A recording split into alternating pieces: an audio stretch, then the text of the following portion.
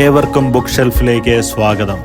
ഇന്ന് പരിചയപ്പെടുന്നത് സ്പാനിഷ് എഴുത്തുകാരനായ മിഗുവേൽ ഡി സെർവാന്റിസ് രചിച്ച ഡോൺ കിഹോട്ടെ എന്ന നോവലാണ്. 2 പാർട്ടുകളായിട്ടാണ് ഈ നോവൽ. Part 1 1605 part 2 1615 രചിക്കപ്പെട്ടത്.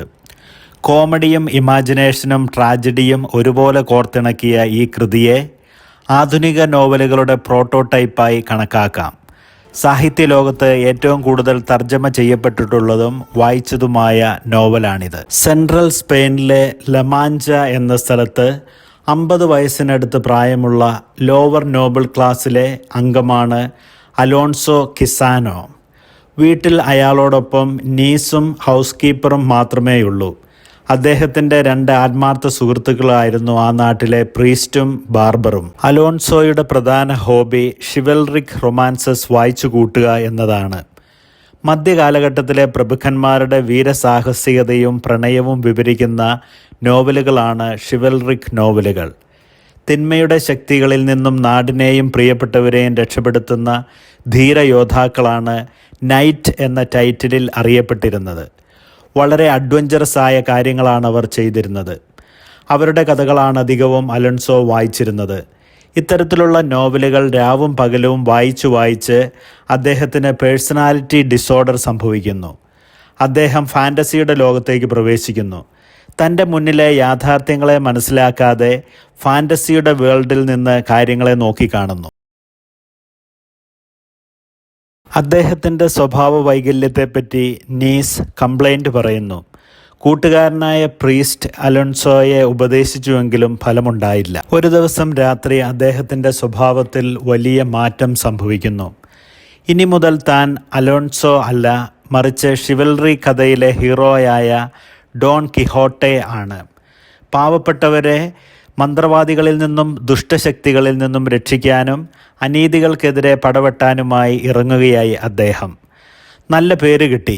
ഇനി ഒരു യോദ്ധാവിൻ്റെ പടച്ചട്ട വേണം. വീടിൻ്റെ കോണിലുണ്ടായിരുന്ന പഴയ പടച്ചട്ട അദ്ദേഹം എടുത്ത് ധരിക്കുന്നു. ഇനി ശക്തനായ കുതിര വേണം. തൻ്റെ വയസ്സായ കുതിരയ്ക്ക് പുതിയ പേരിട്ടു, റോസിനാട്ടെ. താൻ വായിച്ച നോവലുകളിലെ വീരയോദ്ധാക്കൾക്ക് ഒരു ലേഡി ലവ്, കാമുകിയും ഒരു സെർവൻ്റ് സ്ക്വയറും കൂടെയുണ്ടാകും എപ്പോഴും. അലോൺസോയ്ക്ക് കാമുകിമാരോ സെർവൻ്റോ ഇല്ല. അവരെ വഴിയെ റെഡിയാക്കാം എന്ന തീരുമാനത്തോടെ അദ്ദേഹം യാത്രയാകുന്നു. തിന്മയ്ക്കെതിരെ ഏറ്റുമുട്ടി വിജയം വരിച്ച് പേരെടുക്കാനായി. തൻ്റെ മുമ്പിൽ വരുന്ന വ്യക്തികളോടോ സന്ദർഭങ്ങളോടോ ഉള്ള ഏറ്റുമുട്ടലിലൂടെയാണ് കഥാഗതി മുമ്പോട്ട് നീങ്ങുന്നത്. അന്ന് രാത്രി കുടിയന്മാരുടെയും വേശ്യകളുടെയും സത്രത്തിലെത്തി. ഡോൺ കിഹോട്ടോയ്ക്ക് അത് ഒരു മനോഹരമായ കാസിലായും അവിടുത്തെ സ്ത്രീകൾ പ്രഭുവായ തന്നെ സേവിക്കുന്നതുമായിട്ടാണ് തോന്നിയത്. സത്രയുടമയോട് ഡോൺ തന്നെ ഒരു മാടമ്പിയായി അവരോധിക്കാൻ റിക്വസ്റ്റ് ചെയ്തു. അയാൾ അങ്ങനെ ചെയ്തു. പക്ഷേ പണം ആവശ്യപ്പെട്ടപ്പോൾ നൈറ്റുകൾ പണം കൊണ്ടു നടക്കാറില്ലെന്ന് പറഞ്ഞതോടെ സത്രയുടമ അദ്ദേഹത്തെ പുറത്താക്കി. സത്രത്തിൽ വെച്ച് തൊളോദയിലെ കച്ചവടക്കാരുമായി അദ്ദേഹം ഏറ്റുമുട്ടി പരിക്കേറ്റിരുന്നു.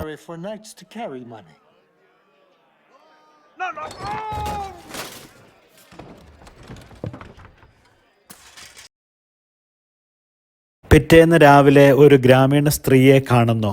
അവളെ തൻ്റെ കാമുകി ലേഡി ലവ് ആക്കി. അവളെ ഡാൽസിനേയ എന്ന് റീനെയിം ചെയ്യുന്നു. ആ സ്ത്രീയുടെ യഥാർത്ഥ പേര് അൽഡോൺസ ലൊറേൻസോ എന്നാണ്. പക്ഷേ ഡോൺ കിഹോട്ടോയ്ക്ക് താൻ വായിച്ച നോവലിലെ സുന്ദരിയായ പ്രഭുകുമാരിയുടെ പേര് ഡെൽസിനേയയാണ്.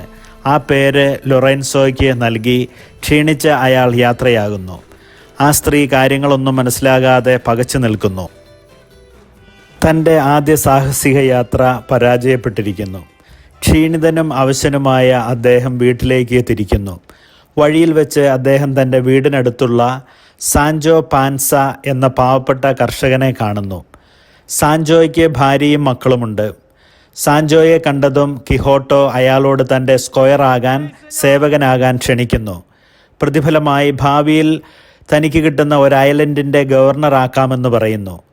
സിമ്പിൾ മനുഷ്യനായ സാൻജോ അത് വിശ്വസിച്ച് സാഹസയാത്രകൾക്ക് സെർവൻ്റായി താൻ വരാമെന്ന് പറയുന്നു.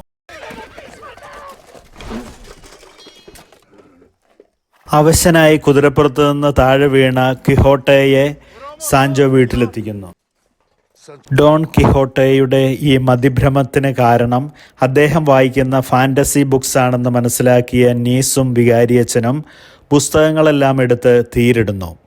വികാരിയച്ഛന് അമൂല്യങ്ങളായ പല ഗ്രന്ഥങ്ങളും കത്തിക്കുന്നതിനെ എതിർത്തെങ്കിലും നീസിന് തൻ്റെ അങ്കിളിനെ നോർമൽ ലൈഫിലേക്ക് കൊണ്ടുവരുവാൻ, ഇനി ഫാൻറ്റസി വേൾഡിലേക്ക് പോകാതിരിക്കുവാൻ എല്ലാം എടുത്ത് തീയിലിടുന്നു. ദേഷ്യത്തോടെ അലറിക്കരഞ്ഞു വരുന്ന അലോൺസോയോട് ഫ്രീസ്റ്റൺ എന്ന മന്ത്രവാദിയാണ് ഈ പുസ്തകങ്ങളെല്ലാം എടുത്ത് തീയിലിട്ടതെന്ന് അവർ പറയുന്നു. അയാൾ അത് വിശ്വസിച്ച് ശാന്തമാകുന്നു. പക്ഷേ കുറച്ച് നാളുകൾക്ക് ശേഷം അയാൾ ഫാൻറ്റസിയുടെ ലോകത്തേക്ക് തിരിച്ചു പോകുന്നു. താൻ ഒരു നൈറ്റാണെന്ന് വിചാരിച്ച് പടച്ചട്ടയും അണിഞ്ഞ് സാൻജോയുടെ വീട്ടിലെത്തി.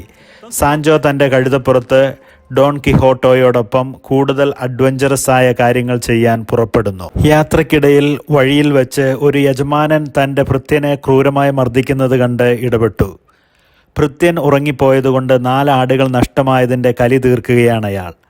തനിക്ക് സ്വാതന്ത്ര്യമോ കൂലിയോ നൽകുന്നില്ലെന്ന് ഭൃത്യൻ പറഞ്ഞതോടെ ഡോൺ കിഹോട്ടോയുടെ നീതിബോധം ഉണർന്നു. ഭൃത്യനു വേണ്ടി വാദിച്ചുകൊണ്ട് ആക്രമിക്കാൻ നിൽക്കുന്ന ഡോണിനെ കണ്ട് ഭയന്ന യജമാനൻ ഭൃത്യനെ വെറുതെ വിട്ടു. കൂലിയായി നല്ല തുക നൽകാമെന്നുമേറ്റു. പക്ഷേ അവർ പോന്നു കഴിഞ്ഞപ്പോൾ യജമാനൻ ആ ഭൃത്യനെ വീണ്ടും മർദ്ദിക്കാൻ തുടങ്ങി. വഴിയിൽ വെച്ച് അവർ ബാർബർ ഷോപ്പിലെ സോപ്പ് വെള്ളം എടുക്കുന്ന ബേസിൻ കാണുന്നു. സാൻജോ അതെടുത്ത് കളയുന്നു. പക്ഷേ ഡോൺ അത് ലെജൻഡറി ഹെൽമെറ്റ് ഓഫ് മംബ്രീനോ എന്ന് പറഞ്ഞ് തലയിൽ വയ്ക്കുന്നു. മുമ്പോട്ട് നീങ്ങുമ്പോൾ അവർ കാറ്റാടി യന്ത്രങ്ങൾ കാണുന്നു. ഡോൺ കിഹോട്ടോ ഇത് കണ്ട് വലിയ രാക്ഷസന്മാരാണ് അവരെന്ന് കരുതുന്നു.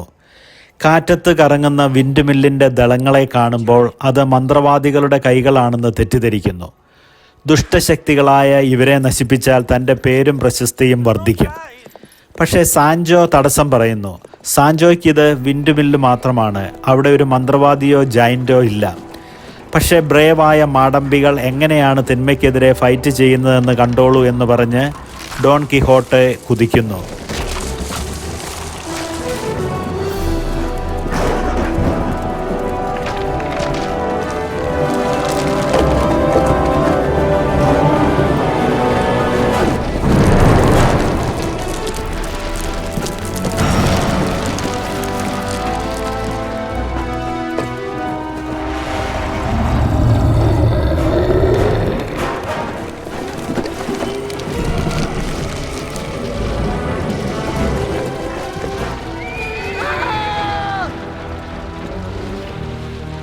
Let me go!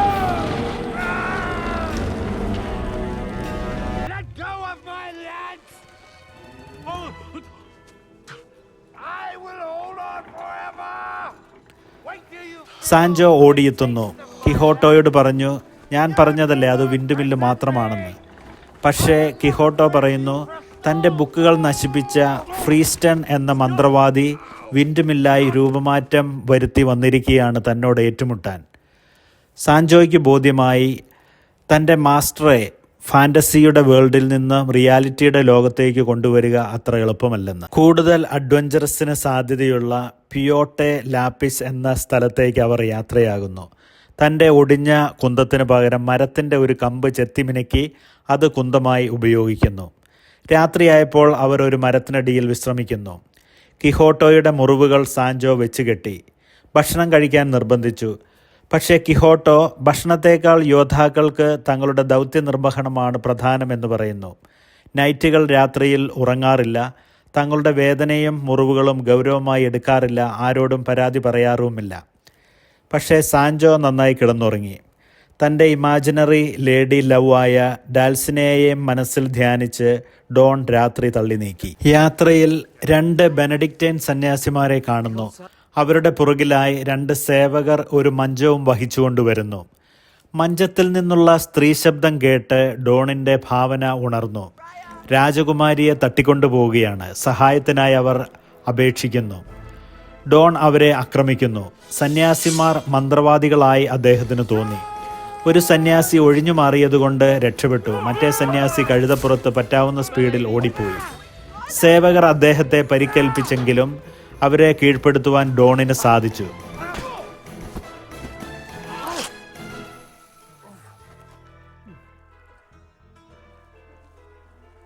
prepare to die. ബഹളം കേട്ട് പുറത്തേക്ക് വന്ന ബാസ്ക്യൂ പ്രഭുയോട് ഡോൺ അങ്ങേയറ്റം വിധേയപ്പെട്ട് ഭവ്യതയോടെ പെരുമാറുന്നു, സംസാരിക്കുന്നു. തന്നെ ആരും തട്ടിക്കൊണ്ടു പോവുകയല്ലെന്നും സെവില്ലയിൽ തൻ്റെ ഭർത്താവിനെ കാണാൻ പോവുകയാണെന്നും പറയുന്നു. ഡോൺ കിഹോട്ടെ അവരെ പോകാൻ അനുവദിച്ചു. Farewell, my lady.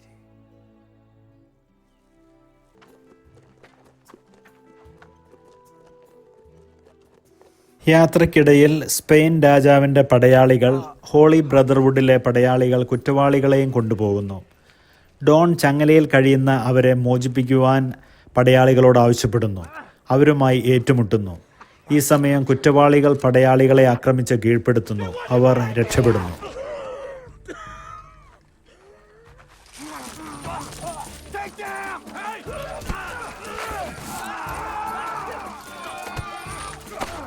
Long, amigo!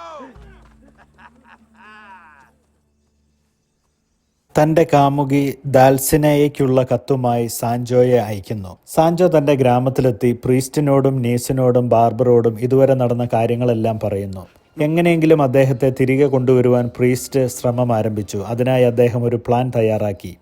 Sancho തിരിച്ചു ചെന്ന് ഡാൽസിനയ്ക്ക് കത്ത് നൽകിയെന്നും രാജകുമാരിക്ക് താങ്കളെ എത്രയും പെട്ടെന്ന് കൂട്ടിക്കൊണ്ടുവരാൻ ആവശ്യപ്പെട്ടിരിക്കുകയാണെന്നും പറയണം. ഈ സമയം നീസ് കിഹോട്ടെ ഡാൽസിനയായി കണക്കാക്കുന്ന ഗ്രാമീണ സ്ത്രീയുമായി വരണം. അവളെക്കൊണ്ട് പറയിക്കണം തൻ്റെ രാജ്യം ഡ്രാഗൺ ആക്രമിച്ചിരിക്കുകയാണെന്നും രക്ഷിക്കാൻ തന്നോടൊത്ത് വരണമെന്നും. സാൻജോ കിഹോട്ടെയുമായി വരുന്നു. നീസ് ഗ്രാമീണ സ്ത്രീയുമായി വന്നു. ഡാൽസിനയുടെ അപേക്ഷ കേട്ട് താൻ ഡ്രാഗൺ മാസ്റ്റർ ആണെന്നും ദുഷ്ടശക്തികളിൽ നിന്നും താൻ രാജ്യം തിരിച്ചു നൽകിയിരിക്കുമെന്നും പറയുന്നു.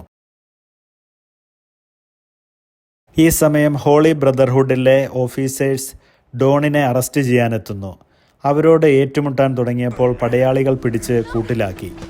താൻ ഏതോ മന്ത്രവാദിയുടെ തടവറയിലാണെന്ന് കരുതി അദ്ദേഹം ഷിവൽറി കഥയിലെ വീരകഥകൾ റോഡിലുടനീളം പറഞ്ഞുകൊണ്ടിരുന്നു.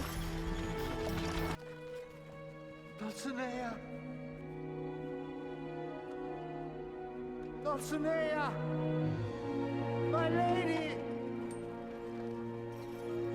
My lady! രാത്രി അവർ വിശ്രമത്തിനായി കൂടാരമടിച്ചു.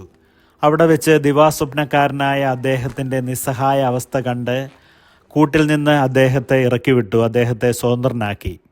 പുരോഹിതനും നീസും പിറ്റേ ദിവസം വന്ന് ഡോൺ കിഹോട്ടയെ വീട്ടിലേക്ക് കൂട്ടിക്കൊണ്ടുപോയി ശുശ്രൂഷിക്കുന്നു.